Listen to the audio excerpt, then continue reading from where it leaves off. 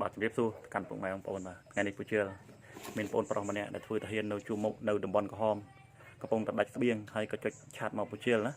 ដើម្បីឲ្យពូជឿជួយរកជំនួយព្រោះថាកំពុងតែជិបដៃមែនទែនហើយឆាតមកខ្ញុំនេះបងប្អូនណាគាត់តែអត់ទទួលជាស្បៀងទេដោយសារតែយើងទិញទៅក៏អត់មានអ្នកដែលបានឡើងទៅដល់ដែរ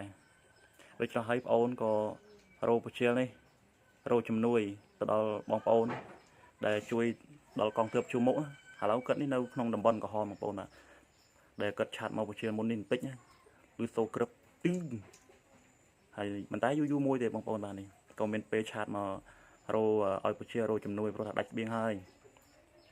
គិតថាបើសិនជាយើងផ្ញើស្បៀងទៅបងប្អូនណាវាអាចទៅដល់ភាសាអត់មានឡានទៅហើយក៏អត់នៅមានពេលចុះដែរព្រោះថាឡាយរវល់ចុះដៃជាមួយអាចោះសៀមបងប្អូនណាដូច្នេះហើយតែពេលដែលសម្រាប់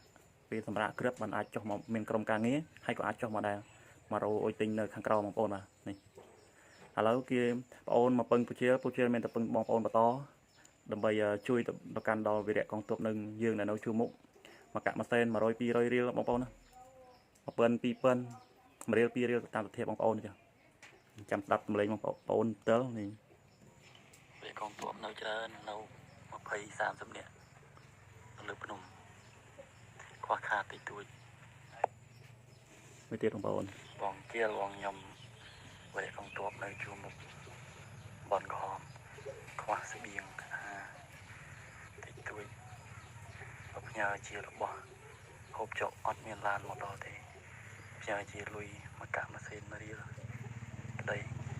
មានពេលស្ងាត់ម្ដងមានក្រុមការងារចុះទៅទិញឲ្យបានហូបខ្លះបាទពូជាក៏មែនតែពឹងបងប្អូនឲ្យជួយនឹងឯងហើយ QR code នេះ QR code កើតតែបងប្អូនបាទនេះខ្ញុំនឹងដាក់ QR code នៅក្នុងវីដេអូនេះនៅក្រោម comment បងប្អូនបាទតែឃើញថាបងប្អូនបន្តិចម្នាក់បងប្អូនជួយទៅដល់បងកងទ័ពដែលនៅជួរមុខគាត់កំពុងតែខ្វះខាតដោយសារតែឥឡូវកំពុងតែជិបដៃមែនទេបងប្អូនបាទនេះអរគុណបងប្អូន